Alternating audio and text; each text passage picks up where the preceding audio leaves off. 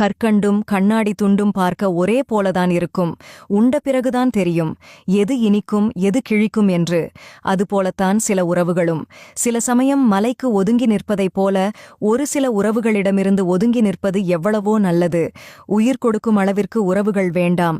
எங்கேயும் நம்மை விட்டுக் கொடுக்காத உறவுகள் இருந்தால் போதும். என்னதான் உங்களை நீங்களே சமாதானப்படுத்திக் கொண்டாலும் சில மாற்றங்கள் வலிக்கத்தான் செய்யும். ஏக்கங்களையும் எதிர்பார்ப்புகளையும் சுமக்கும் இதயத்திற்குத்தான் தெரியும் ஏமாற்றத்தின் வலி என்னவென்று. சிலர் நமக்கு மனவலிமையை தருவார்கள், சிலர் நமக்கு மனவலியை தருவார்கள். மனவலிமையோடு மனவலியை கடந்து செல்வோம். யார் மீதும் அளவு கடந்த அன்பு வைக்காதீர்கள். அவர்களின் சிறு மாற்றம் கூட நம்மை அதிகம் காயப்படுத்தும். பாசம் குறைந்தால் பேசும் நேரமும் குறைந்து விடுகிறது.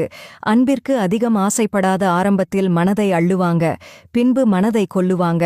வாழ்க்கையில் சில உறவுகள் நம்மை விட்டுச் சென்றாலும் நமக்கு எப்போதும் ஆதரவாக இருக்கும் ஓர் உறவு தனிமையே.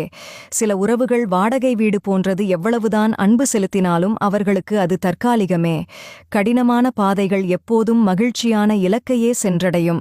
ஒருவரை கண்மூடித்தனமாக நம்பினால் கண்டிப்பாக ஒரு நாள் அந்த நம்பிக்கையை கொன்றுவிடுவார்கள். எனவே இப்படியானவர்களைப் பற்றி அதிகம் யோசித்து மனதை சஞ்சலப்படுத்தாதீர்கள். நிம்மதியாக வாழ பழகிக் கொள்ளுங்கள்.